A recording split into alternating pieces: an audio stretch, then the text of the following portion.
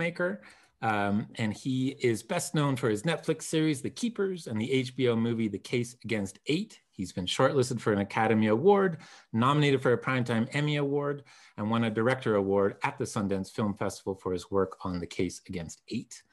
Next, we have Evans Revere. Hello, Evans. It's good to see you again. Welcome. Great to be with you. Thank you for having me tonight. And Evans, just like Ambassador Robert King, I'm about to introduce, does me no favors by having such an incredible career that's hard to distill into a couple of sentences. But Evans is a non-resident senior fellow at the Brookings Institute and a senior director with the Albright Stonebridge Group. He is fluent in Chinese, Korean, and Japanese, retired from the Foreign Service in 2007, where he served as the Principal Deputy Assistant Secretary and Acting Assistant Secretary of State for East Asian and Pacific Affairs, and Deputy Chief of Mission and Chargé d'Affaires of the U.S. Embassy in Seoul. And he, of course, has extensive experience in negotiations with North Korea. Then we have Ambassador Robert King. Welcome, Bob. It's great to have you on the program. We're thrilled to have you. Looking forward to it. And Ambassador King was a special envoy for North Korea human rights issues at the Department of State, serving in that Senate-confirmed position from November 2009 to January 2017. He led U.S. efforts to press North Korea for progress on its human rights, U.S. humanitarian work in North Korea, and the treatment of U.S. citizens being held in the North. And moderating tonight's discussion is Jackie Stapleton. Welcome, Jackie. Hi. And Jackie, of course, was the lead author on our news literacy modules for our Journalism Under Fire conference this past autumn. And she, of course, has had an award-winning career in film, television, and documentary production, including working as assistant director on Law and Order and producing Lonely Planet Travel Television. She has a master's in international affairs from Columbia, resulting in her leading journalism training countries throughout the world. So as always, folks, enter your questions into the Q&A panel below, and we will get to them when the time comes. And now, Jackie, let me turn everything over to you. Thank you, Sandy. Thank you very much. So thank you all panel for joining us. Ryan, your film is so fantastic. It's incredibly brilliant storytelling. I'm very interested, how did you get involved in this crazy story?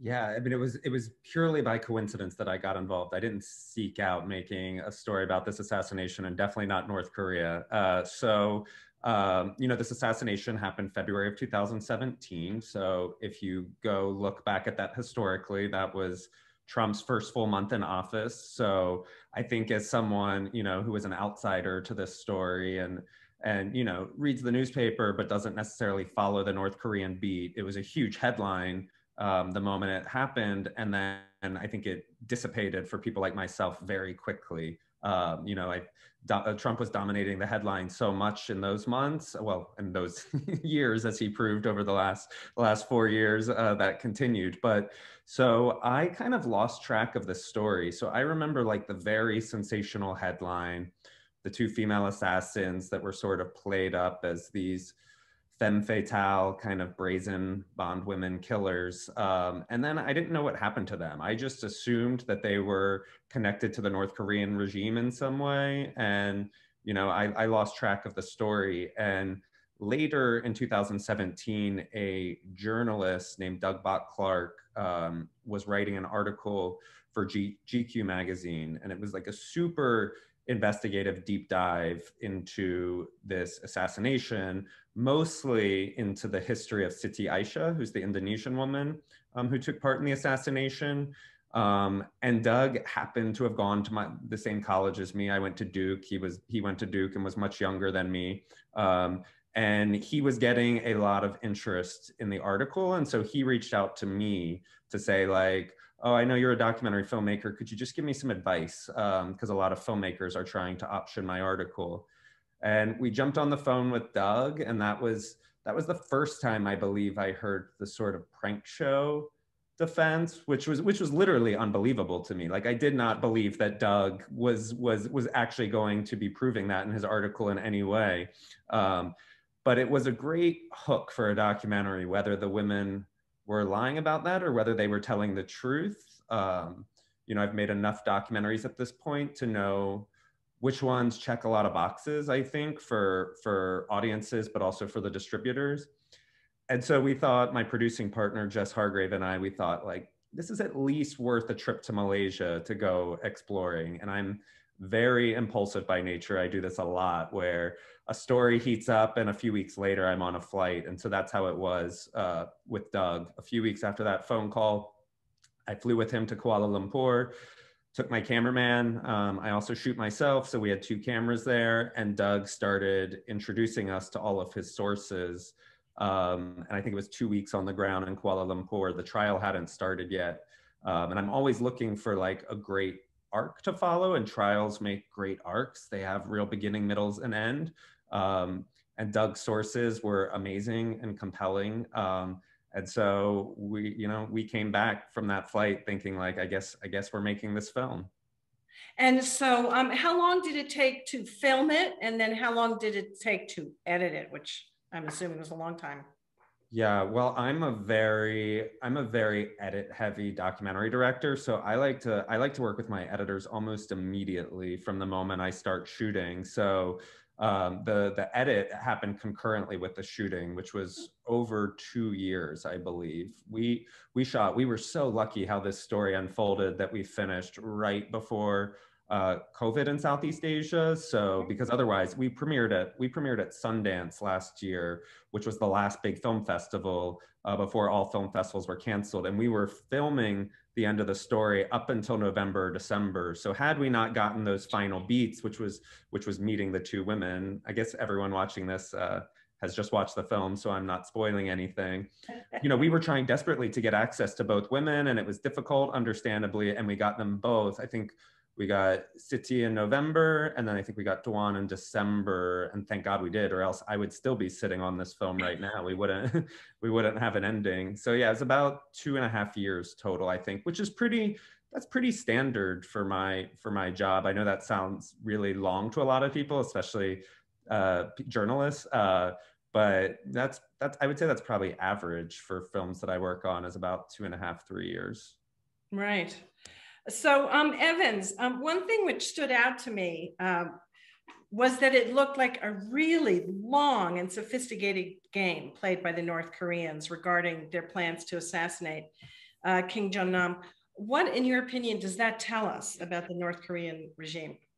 Oh, a lot, quite frankly. Well, first of all, let me just say that it's a real delight to be on this panel this evening. Ryan, your documentary is brilliant. I was mesmerized. I've been working on North Korea for more decades than I can remember, but I don't think I've ever had as much, I don't know if fun is the right word, but watching that was just a riveting experience for me and brought back some interesting and complicated memories of my time working on North Korean affairs.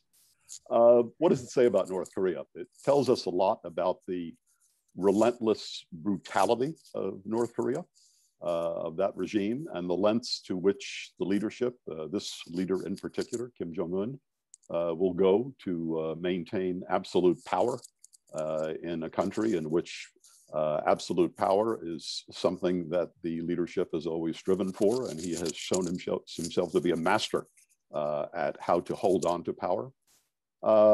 It's important to remember, of course, that Kim Jong-nam is not the only person killed in Kim Jong-un's determined effort to eliminate rivals in the system. I think all of us will remember earlier on, he had his uncle dragged from a party meeting, subjected to a quick trial and probably a bit of torture, and then killed. And there were some pretty horrific stories about how that happened, which I won't disturb anyone who's having dinner right now by repeating them, but a pretty horrific thing. And a number of senior military and other officials were also killed by him during his first 2 or 3 years in power. There's I think one of the shots in the documentary shows a picture of the funeral with all of the senior leadership gathered around the car as the car holding the coffin of his father goes through Kim Il-sung Square. If you do a head count of all the people surrounding that vehicle, they're all gone now, all the senior people who were accompanying the vehicle, with the exception of Kim Jong-un. That tells you a lot right there. And I also think that the documentary and the incident that happened in Kuala Lumpur says a lot about North Korea's skill, if that's the right word, in successfully exploiting the international system and the weaknesses of the international system in order to achieve its political goals. And then finally, if you would have told me years ago, despite my cynicism about everything North Korean, if you would have told me that North Korea would have been able to successfully use a weapon of mass destruction at an international airport that involved the assassination of a human being and get away with it, I would have said never happened. And that's exactly what happened here. So that tells us a lot about North Korea's ability to manipulate the system, understand the system, and take advantage of the system to pursue its own ends. But it's also, I mean, what struck me was the sophistication of this plan and the incredible long-range planning. I mean, this was really long-range planning because, you know, it was based on getting him when he wasn't in China, yes, which is a whole another conversation. But that was kind of what I found breathtaking, was the lengths to which they, not just the brutality, but the lengths, the detail, the depth of the long con game basically that they were doing was just astonishing to me. Yes. I have to say. Yeah. I mean, that's kind of different from the, you know, the teacup, the poison teacup. I mean, it's really elaborate. One of the things I like to tell audiences is never underestimate the ability of the North Koreans, despite all the shortcomings of their system, despite the poverty, despite the isolation. Don't underestimate their ability to get things done when they put their will and determination and manpower behind it. Yes, well, I assume that you Evans and Robert, you probably read this, right? I'm not sure if you did. There was a recent article in the New Yorker, a long article about the sort of the criminality of the North Korean regime in terms of all the criminal enterprises that it's doing just to get money and to make money, and hacking is, you know, a big part of it, and ransomware and things like that. Very pertinent today. So Ryan, those CCTV tapes were such a big part of the story. How on earth did you get access to those? How, I can't tell you how. Okay.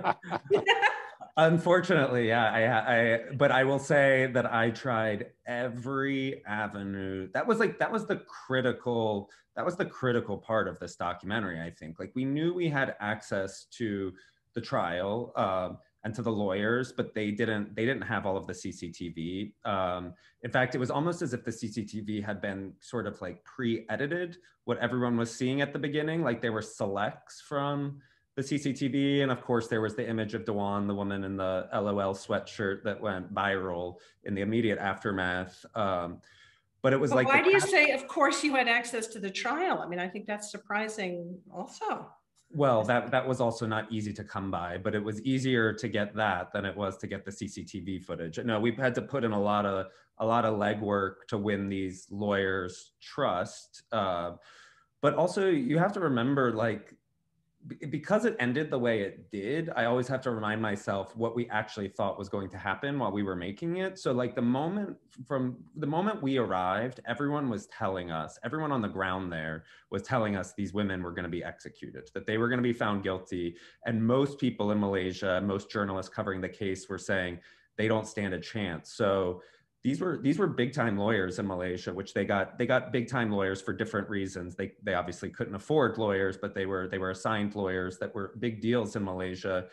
And both of those legal teams, I think, recognized the dire circumstances their clients were in, and that the likelihood that these women were going to face execution. And so I think in a lot of ways they thought, like, we have nothing to lose by allowing this filmmaker access. I think in a lot of ways they had nothing to hide. And, you know, I truly believe that they handed over everything, that they had all of the, you know, text messages, WhatsApp messages, Facebook messages. Like, they just let us go through boxes and boxes in their offices and look at everything. So I think they recognized that a documentary could only help, and it probably couldn't hurt. But the CCTV was just so hard to come by, and we didn't have it for so long while we were making the film. And so it's one thing to you know, start to investigate these women's stories and see that, you know, their text messages and all of these things that are part of their digital archive showed no guilt in them. Like nothing showed any sort of recognition that they were working with North Korea or that they were about to hurt someone. But to not have the CCTV, we could like never corroborate their version of how the day went down. And so suddenly, I mean, I went straight to the airport police at some point. I asked for the CCTV, that they obviously wouldn't give it to me. So we finally got it through a source, but it was very, it came in this huge stack of DVDs that were unmarked. We had to be very careful. Like we had a million consultants on this film that were protecting our cybersecurity, of course, including the FBI. And so to handle those DVDs, we had to, you know, we had to use burner computers and be very careful that they weren't, we didn't really know the person that gave them to us that well. And so we had to be careful. But once we had the CCTV and my editing team, I mean, that took months and months and months. That's like thousands of hours from different cameras, unfiltered. So it's almost like a video game where you're watching all of these cameras and then you're trying to find the same 7 people pop up. And by the way, some of those people are changing clothes halfway through the day or their appearance. So my editors did an amazing job of just kind of like piecing together, and it took months, like every camera and finding like the who's who of the North Korean men and the 2 women. And that really like changed the game, I think, of the film, because finally we were able to see like everything these women have told us, or that their lawyers have told us, how this went down. We are seeing it play out in front of our own very eyes on all of these cameras. And that's I think when I started to believe them even more, that they might have been duped. I have a question also for you, Ryan, from Roland Patia, who, how did you find the fabulous journalist Hadi Azmi? Was he one of the main sources for your GQ journalist? He provided such a fantastic narrative thread through the film. Yeah, no, I didn't find him through Doug. Doug, you know, kind of came with us the first time and introduced us to his sources. And then he's covering a million other things. So he came back a couple times, but I'm never in my own films. I've never been in any of them. I'm never, you know, a narrator, or I'm not guiding the audience through anything. So I'm often looking for a character. We call them characters, even though they're real people. I'm often looking for a character who can be that guide for my audience, since I'm not doing that myself. And oftentimes a journalist is the best person to do that, because they have that sort of keen knowledge of storytelling on what I need as a filmmaker. But also we wanted an insider, like, because I was an outsider from this culture, we wanted someone that was Malaysian to be the guide, because I think so much of this film, unbeknownst to me when I took the job, I mean, it was a total crash course in foreign policy for me, because I was very unfamiliar. But a lot of the film, so much more of the film, became about Malaysia than I ever expected. And Hadi really gave us that insider view on how that system works and how that culture works. So we met him. We were at the courthouse all the time, and we were one of the few Western journalists there that were always there, filmmakers. But Hadi was there every day, and so you just kind of get to know the people who are staked out at the same courthouse. And I just found him really fascinating for many reasons. So he's like incredibly brave. I mean, we approached other journalists from Malaysia or other parts of Southeast Asia that were covering the trial, and they didn't want to be in the film, even though they were journalists covering the story, but they were covering it in a very, you know, factual way. Like, this is what happened at the trial today. And Hadi was much more willing to interpret what was happening in the courtroom. And so that really compelled me to him. So yeah, I said our film premiered at Sundance in January, and he actually came to Sundance. He was there, wasn't he? Yeah. Yeah, he was fantastic. He was like a big star there because he's very recognizable. So yeah, people loved him. I'm glad. So Robert, this, you know, as Ryan just said, you know, was sort of crash course in foreign policy. This film, at one point, it sort of exploded into this geopolitics, very sort of surprisingly, or maybe not as surprisingly for you and Evans. But it kind of struck me that it's really China that's behind all of this, given all of these countries' involvement and dependence on its Vietnam, North Korea, Indonesia, Malaysia.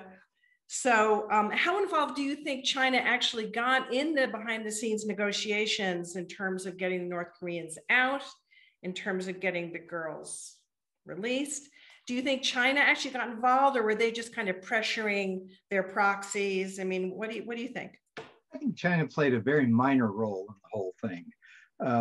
This is a situation where the real key issues were what North Korea was doing, why they were involved in it, why they were doing what they were doing. And the North Koreans had connections with all of the key players in this process. Diplomatic relations with Malaysia, they exchanged diplomats, they have diplomatic relations with North Korea. In fact, one of the closer relationships that North Korea has. The same thing with Indonesia. So, I mean, it was not, China's really, it's there, but it's not really a player. What this shows. Why does Malaysia have relations with North Korea? I mean, Malaysia is a country that plays a role in Asia. It has a lot of money because they've got some oil. And the result is they're able to play some role. It's helpful for the North Koreans to have countries they can go to where they can meet with other people that would create problems if they went to Pyongyang. And they've had that relationship. A couple of the things that struck me about the film that are so clear is how clear it shows some of the real problems in terms of the nature of North Korea. One of the things, why did Kim Jong-un want to get rid of his brother? The real issue here is Kim Jong-un, the new leader in the North, was coming in, young son in his 20s, surrounded by people who'd been part of the revolution in North Korea, had been in for ages. And he was threatened by the existence of a brother who was older than him and in some ways might have had more legitimacy as the leader of North Korea. And the brutal way he went after his half-brother is an indication of the nature of this North Korean regime. When you look at what happened, when he came in, there was a game of musical chairs with defense ministers. Defense minister, most important position because it has the key, the minister has control of the military. And the defense minister that was there lasted a few months, was replaced by another defense minister, lasted a few months. The rotation in the ministry was striking in terms of what was going on. And this, I think, and Anna Fifield talks about this in the comments that she makes about his insecurity and the importance of doing his brother in, and that was the way he did it. The other thing that the film does very well is to highlight this idea of, the effect of seeing something like this, what effect that has on North Koreans. There's one story that I heard from an ambassador, a European ambassador who was in North Korea at the time of the change. And about 2 years after Kim Jong-un became the leader, his uncle, who had been was seen as the regent, the man power behind the throne. He was the one that walked behind Kim Jong-un during the funeral procession when his father was taken to the mausoleum. 2 years later, in a public broadcasted meeting of the party leadership, the uncle was dragged out of the meeting by police and within the week had been executed. The effect is described by this European diplomat. He was at one of the upscale restaurants in downtown Pyongyang, was there in the evening. It was one of these kind of situations where the big deal was having a big screen TV, which was new in Pyongyang. But the elite of Pyongyang were there, and the ambassador was there with his party. He said, all of a sudden, on the television, they had been showing the party meeting taking place. Suddenly, when Uncle was seized by the police officers and was being dragged out of the meeting, the entire restaurant went deathly silent. Every North Korean in that room turned their eyes to the screen to see what was happening. They watched. He was dragged out of the meeting, carried on, and the ambassador said the effect as soon as that television broadcast was over was stunning. Everybody in the restaurant got up and left and didn't say a word. This had an impact. And this is the kind of thing that Kim Jong-un was wanting to make clear. He was going to be the leader, and he'd do anything to make sure that that happened. Getting rid of his uncle, eliminating his brother. It was very clear in North Korea that his brother was eliminated by Kim Jong-un. So, I mean, this is the nature of that regime. It's a brutal, brutal process. Jacqueline, Yes. if I could just jump in, I completely agree with that assessment. 2 points to make here. Obviously, the message to the North Koreans, the message to the military, the message to anyone thinking of opposing this new young and experienced young man was, look what I'm prepared to do to a member of my own family. And just think of what I'm prepared to do to you if you oppose me, number one. But to your question about China, keep in mind the connection between the uncle, Chiang Sung-chek, and the Chinese. Very close relationship. One that apparently got under the skin of Kim Jong-un and those in his inner circle.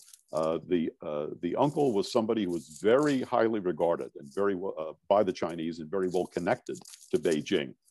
So this is a point to make in response to your question about China's role in all of this. If anything, this was also a message to the Chinese. And the message was, I'm the new kid on the block. I'm in charge here. And my dear friends in Beijing, don't forget that. Well, yeah, the message received. So Ryan, you mentioned this briefly before. Did you feel at all threatened while you were filming? You said you kind of had to get out of Langkawi really quickly. So, I mean, the amount of access that you got, the audio tapes of the trial, you know, being able to see the girls' families, but all of the stuff that you were filming in Malaysia, getting to film, you know, outside of the North Korean embassy. I mean, were you not getting pushback? And once the film was done along the same thing, was there nervousness from US distributors? Were they worried about something like the Sony hack happening again, which North Korea did in response to a film? I mean, you know, there's layers upon layers of sort of fear that could be attached to this film for you as the filmmaker. Just curious about that. Yeah, well, yeah, I'll talk about distribution in a second, but as far as like our physical safety or cyber safety, you know, it's obviously something we were very concerned about from the beginning. Like we knew we were getting pushback a lot while we were on the ground there, not threatened in any way, but being told by people that we should back off of this story, or by people who were a part of the story that didn't want to be in the documentary. You know, pushing back at us. The Malaysian government obviously wasn't thrilled we were making it. I don't think any of the governments were thrilled that we were making it, Vietnam or Indonesia. Oh. And we were kind of, you know, we're never like filming with official sanction from those countries. You know, I'm about to turn 40, but I'm like constantly still pretending to be a backpacker, like a 22-year-old backpacker, which will probably end any day now when I can get away with that, where that's always what we like throw up our hands and say, no, we're just travelers. We're not filmmakers when we get in trouble in these foreign countries for filming, because you can't get permission. So that was one of the, you know, it wasn't just like the looming threat, / paranoia of North Korea. It was also these governments that we knew this wasn't going to be the best portrayal of their country or their legal system. And, you know, we were having to go shoot in those countries a lot. So, and it was a real crash course for me. You know, I'd never done anything about North Korea. So I kind of had to rely on, you know, the journalists that I was working with and how they protect themselves. Which was scary at the beginning. Like I even thought they were a little dramatic at times, which I know they aren't now because I know why they were doing it, where we would have to take the batteries out of our cell phones at certain meetings, or you know, like a lot of layers like that. So you know, but I relied on them, and like I said, we had consultants on the film from the very beginning. that were security experts. And we actually consulted with the FBI agents who handled the Sony hack. Were brought in at some point to, to safeguard our film in a way that Sony had not. And so they were kind of experts in how to do that. The scary part was they always would say to us, like, it's not a matter of if, it's just a matter of when. So how do we minimize how you get hacked or the damage or the fallout of that? And I don't know, like, nothing devastating ever happened while we were making the film, but I won't say I was comfortable making the film. I was constantly looking over my shoulder, wondering, and some of that might have been paranoia and some of that might have been real. At Sundance, we did have, Sundance was when the film really first got press, because we kind of kept the film very secret until right before Sundance. We never made an announcement about it. I had a kind of scary interaction with Duan, the Vietnamese woman who I was friends with by that point, because I had filmed with her, was interacting with me on Facebook while I was at Sundance. We couldn't bring her to Sundance because of visas, and she was by that point a convicted assassin. So I don't think the U.S. government was really excited about giving her a visa to come over a few months after that. But she was communicating with me on Facebook and was very angry about the film. And long story short, it turned out not to be her. Someone had mimicked her profile in some way and was communicating with me in a very sophisticated manner that was very knew a lot about the filmmaking and knew a lot about the industry. And I still don't know what that was or who that was, but it was a very scary moment because I texted her on the side to say, like, you're very angry on Facebook right now. And she said, that's not me. So I had a few things like that happen throughout the making of the film that were just, a little creepy and paranoia inducing, because once something like that happens and then you're communicating with any of your subjects, you're always wondering, is someone mimicking their email or profile in some way? Distribution was, I think I'm far enough out of this that I can be a little more honest about it, was a nightmare because of the Sony hack. Right. I'm very lucky that this film found any distribution at all. Because my producing partner, Jess Hargrave, and I, we keep our films as small as possible and as private as possible for as long as we can. And so that means we sink a lot of money, our own money, into making them before we take them out. And I think this is the type of film, true crime is extremely popular as a documentary genre. And to me, this was always like true crime on the highest stage. I mean, it is on steroids, really. Yeah, as geopolitical as true crime can get. I mean, this was such a crazy story, but involves so many upper echelons of governments and public figures that I think I was a little too confident in myself that I could sell this film. And I will say everyone was interested. All the typical buyers were very interested in it, but slowly I would started to get no's. So like the people that I would deal with would say, we love it, or it wasn't a finished film. I was showing excerpts, but then I would get a rejection. And that, I mean, I think all lines lead back to the Sony hack because of that. And understandably, I think that was, you talk about Kim Jong-un, having a chilling effect or fear factor in North Korea by this assassination. That's totally what the Sony hack did in Hollywood. And these companies understandably are worried about their bottom lines. And so why risk that for a documentary, especially, which aren't the biggest money makers? I think that's sad because that's my job and I desperately want to get the truth out there. And I think this could have been an extremely popular documentary if it had been on Netflix, Amazon, Hulu, and I don't think that happened because we couldn't get any of those types of deals. So we got distribution in the end. The film's available in the US. People can rent it on iTunes or Amazon, but it's not streaming. I think it's streaming on Stars. I think Stars was brave enough to put it up, but yeah, it was. You also hit during the pandemic, which was really kind of terrible. Yeah, and it was supposed to. We finally got a distributor who was a theatrical distributor, which was actually very exciting. because rarely as documentaries, especially these days when Netflix and Amazon are the powerhouses, do you get to actually put your film in movie theaters, which is why, you know, I became a filmmaker. I loved movie theaters growing up.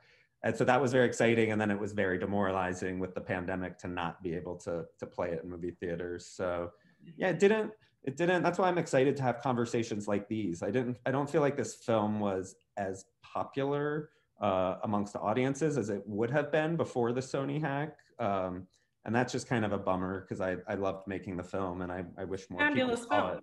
Yeah. It's fantastic. So there's a question from a panelist, which dovetails right with one of the other questions from Diane Layden. She's talking about a June 2019 Wall Street Journal article, which spoke about a nexus between the CIA and Kim Jong-un. And as we know, this is one of the many explosive elements in this movie. Was this story about the CIA and Kim Jong-un? So. Evans and Robert, if you could each sort of tell us your thoughts on that.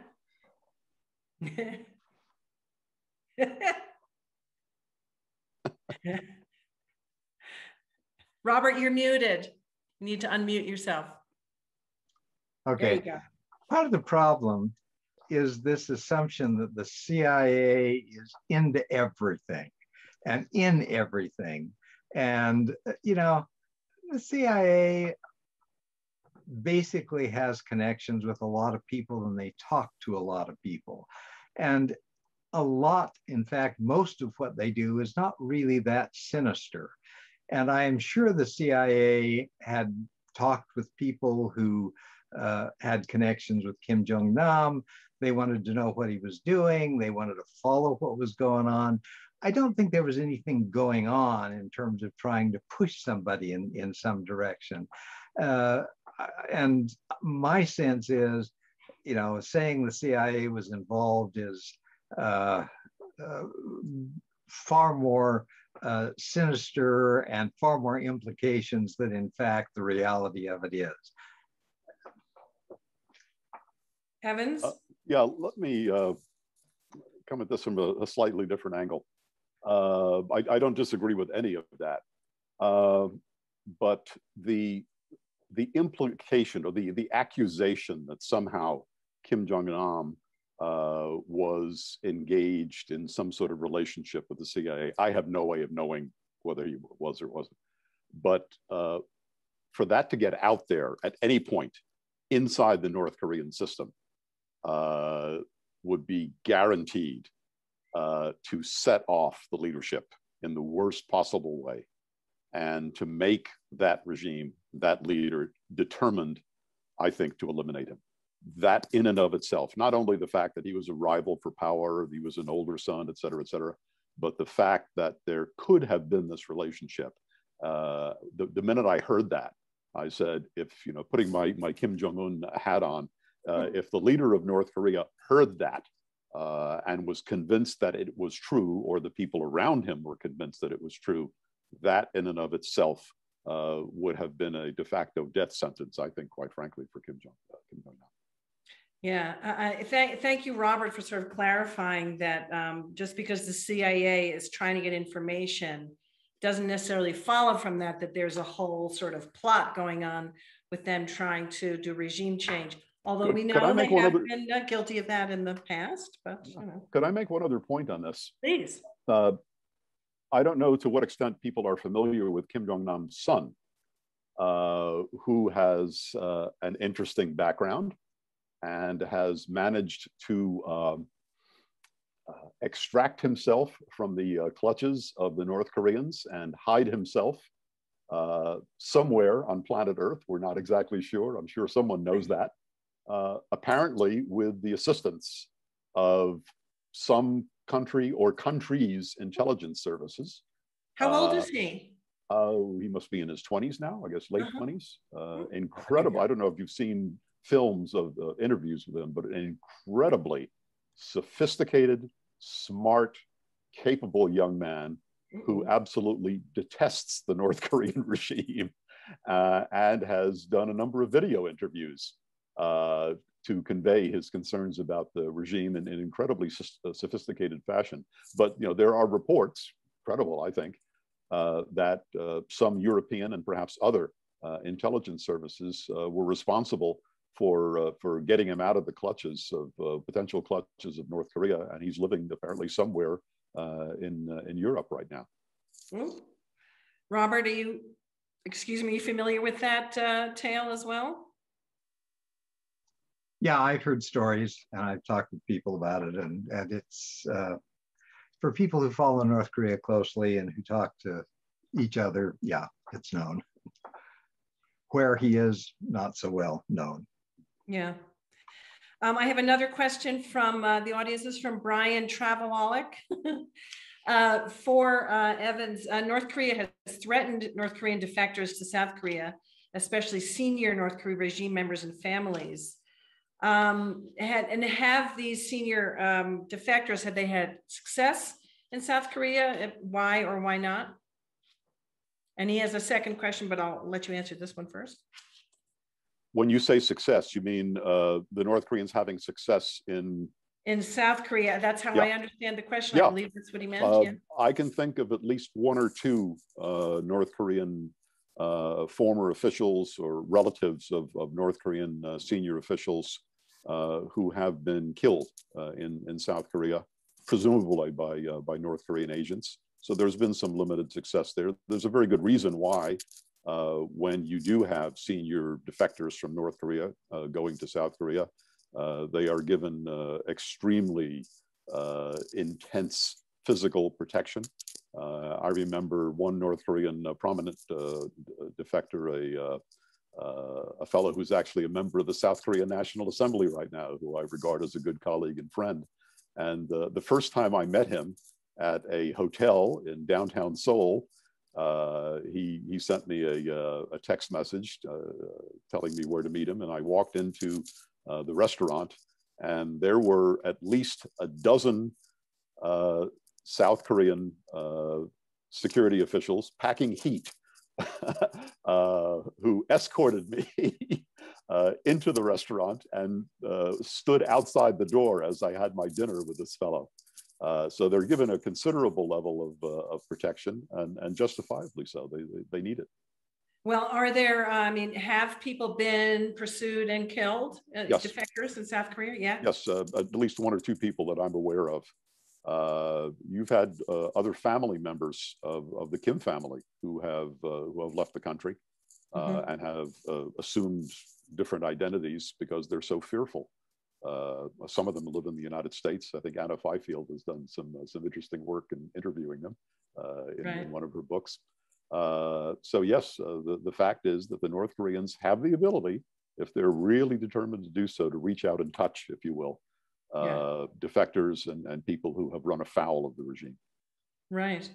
And Robert, I guess you would have the same sort of knowledge about people in South Korea that they're, and I assume if people defect to other countries, they can be pursued there if they're a high enough value target, correct? Most of the high value, most of the people who are high up in the regime tend to go to South Korea. Their value is higher in South Korea. They're given better assistance in South Korea. And so that's where most of them have gone. There are a few that have gone elsewhere, but particularly of the high value people, South Korea. And the South Koreans, to their credit, have done, I think, a reasonably good job of taking care of those people and protecting them. And I was wondering, just this is sort of minor, but one of the characters, I think he was called Mr. Chang, he was supposedly Japanese. Was he, do you think there was a good chance that he would have been one of the Koreans who went to Japan and then ended up, I mean, we don't really know because they never really found him. Ryan, do you have any idea? He was sort of a mysterious, he kind of disappeared into the ether, didn't he? Yeah, I think that's the guy that went by James, if I remember, if right. I'm remembering correctly, because you know, and he was in, I can't remember what's in my phone and what's not, but he was in Siti's phone as Japan, which is the word for Japan in Bahasa. Yeah, no, he's like the boogeyman. He's like still missing. You know, everybody else you can trace. Interpol has already traced their flight paths home or their exit from Malaysia, and we weren't able to find any evidence of James. But I think it's presumed that he wasn't Japanese in any way, or probably even spoke Japanese, that he was just putting that up as a cover to someone who wouldn't know the difference. Right. So, Robert, do you, I mean, North Korea, do you have any sort of notions of recommendations of human rights, of what you think could possibly be affected there? Well, North Korea is probably the worst place on the face of the earth in terms of its human rights record. When you look at, for example, Information Reporters Without Borders and Freedom House go through and rank countries, North Korea consistently comes up either absolute last in the list of countries in terms of control of information, lack of human rights, and this tends to be consistent year after year. The best documentation of the human rights situation in North Korea is probably the United Nations Commission of Inquiry on Human Rights in North Korea that conducted a year-long study and published a 300 or 400-page summary of the problems that North Korea has. And this was something that was set up under the UN Human Rights Council. The members of the Commission of Inquiry were the former member of the Australian Supreme Court, a former prosecutor general of Indonesia, and a human rights activist from Serbia. And they really carried out an intensive discussion of the human rights details in North Korea and documented it in detail. I would say, Evans, I think shortly after Biden was inaugurated, didn't Kim Jong-un, didn't he set off a device to sort of to get everybody's attention that he's still he'll be this next president's nightmare, just as he's been every president's nightmare? The North Koreans have an interesting way of welcoming newly inaugurated American presidents. Let me sort of harken back to November of 2008. I had an interesting, highly liquid dinner with an old North Korean colleague of mine. We spoke for several hours, and I'd known him for many, many years. We had a very frank, complicated relationship. And this was the day after the 2008 presidential election.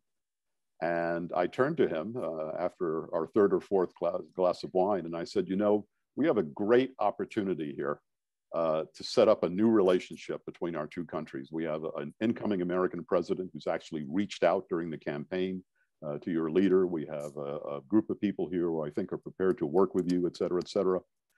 And he looked at me and he shook his head and he laughed and he said, Evans, he said, you don't understand. The time for people like you and me is over.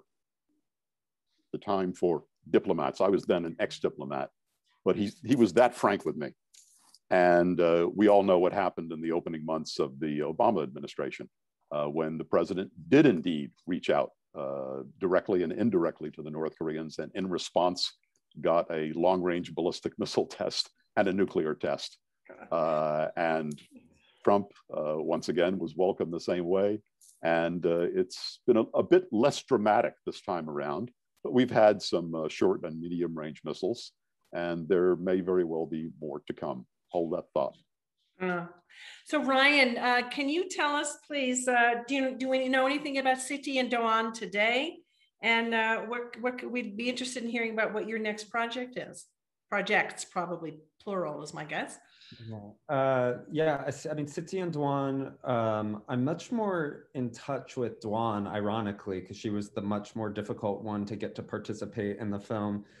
Well, actually, so yeah, the two women, I had this vision because they were built up in my mind so much for years before I ever met them. And I just assumed that I had a vision of who both of them were going to be, and both of them ended up being almost polar opposite of what I was expecting and from each other, because, you know, Doan was the one who had been desperately seeking fame for like a decade by the time she ended up in this situation. And so I expected her to be this big personality who might love being in a documentary. That was not the case at all. She was very hard to persuade. It took a lot of time and a lot of legwork. And Siti, you know, she's the one in the film that had the much harder life, you know, leading up to this moment. And so I somehow had drawn this version of her in my head that would be much more reserved. And she ended up being this like hugely bubbly personality that loved having cameras around her. So it was also a real lesson in that. Was you know, it's the images that we build up in our heads aren't always the reality. So Siti, and now, ironically, I'm more in touch with Dewan because she's the more reserved one. Siti is in touch with Doug, the journalist, much more than me because he speaks her language and English isn't that good. But our film came out in December, and the last I heard from Siti was that she had gone back to Jakarta and was working for an online store, and that she really wanted to not talk about this anymore, and that she wanted to move on with her life. And so she didn't do any interviews around the film coming out. She had done one prior, and she did some around Sundance, but I think she's like really seeking re-entering anonymity at this point. But Dewan did participate in some of the film's release and did some interviews with me, and she's back in Hanoi, also running an online store. So I guess they're doing the same thing. But yeah, I think their lives, it's such a weird story because, like I said before, we were all expecting the worst. And then especially after the judge made his ruling, everyone was expecting for sure that this was going to be an execution. We were preparing, like I told you earlier, we're always editing our film at the same time. We were editing the ending of the film, prepared to release it the moment they were convicted, in hopes that it could start some sort of conversation or international outcry about the execution that was about to happen. So in some ways, it's like you could even describe it as a happy ending, or definitely a bittersweet ending. But you know, when I see what happened to their lives, especially Dewan, how much her spirit's been broken. Like, she doesn't want that career that she was seeking forever of being famous, being an actress or a model. She wants none of that now. The whole time, every time I've been in Vietnam with her, she'll change her appearance. She won't let me say her name in public. She wants literally no one to know she's that woman. And so, you know, she's living with that shame or whatever it is that you know, of course, wasn't there before this experience. So I still think it's just a really tragic story overall, even for the two of them. I don't think they'll ever be the same. Yeah. Evans and Robert, was there much international response to this assassination? And I mean, it seems to me that, it was as Ryan was saying, it got some attention, but then it did seem to kind of fade. Was that surprising to you? Or did you think there would have been more sort of international outcry around this story? I certainly thought that there would be. As I said earlier, the idea of a country using a weapon of mass destruction in an international airport, to me, is a pretty outrageous thing. Looking at the various governments involved in this, the Malaysian government, the Indonesian government, the Vietnamese government, and others, they didn't exactly cover themselves in glory in the way they responded to this. To be fair to the Malaysians, the North Koreans, in classic fashion, essentially took some diplomats as hostages as they pressed their case to get their people back home. But at the end of the day, the North Koreans got away with this. There were appropriate expressions of shock and horror from Washington and some other places. But the North Korean agents who planned and essentially carried this out are all back home, working on their next mission, I guess. The North Korean government has not been subjected, to my knowledge, and with any significant penalty or repercussions for this. And so I think the international community essentially showed itself to be rather powerless in the face of this horrific act. Well, fair enough. I mean, what could they really have done? But Robert, do you have any thoughts? Part of it also is in terms of the way the North Koreans skillfully muddied the waters. You know, the people who are involved were not North Koreans.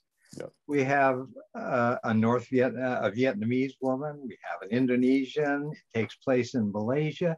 I mean, the North Koreans, for all of the problems they create, and everybody is outraged at the North Koreans, the North Koreans are very skillful in terms of muddying what they do. Mm-hmm. And that's the thing that really is outrageous about the North Koreans.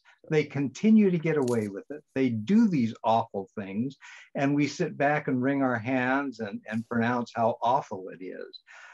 One of the things that I found particularly outrageous was the way the North Koreans held the Malaysian diplomats hostage until they got the North Korean officials back.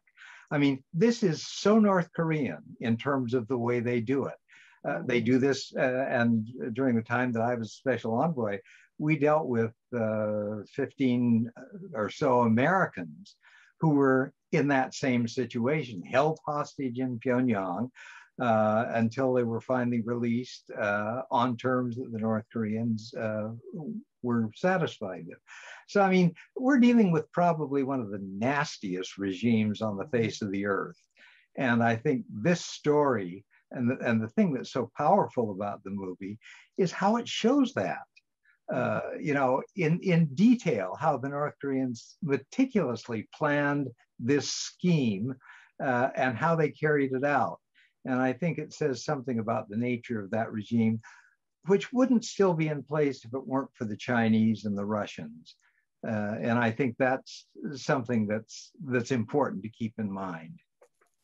No, absolutely. I have one final question here from the audience. This is from Herb Thomas about regarding the conspirators swinging into action. Is it reasonable to suspect that they were aware of the movements of the alleged CIA person and keyed off of that? Or did they just simply know that Kim Jong-un had departed Macau from Malaysia? That's a good question, because somebody was obviously tracking Kim Jong-nam and knew where he was, knew when he was going to walk into that airport, knew that he went to the resort hotel, and presumably had eyes on people that he may have been meeting with on that occasion or on previous occasions. Let's also keep in mind that Kim Jong-nam traveled quite a bit when he was based in Macau. And in all those instances, I'm sure that there were people following him, tracking his movements and tracking who he was meeting with.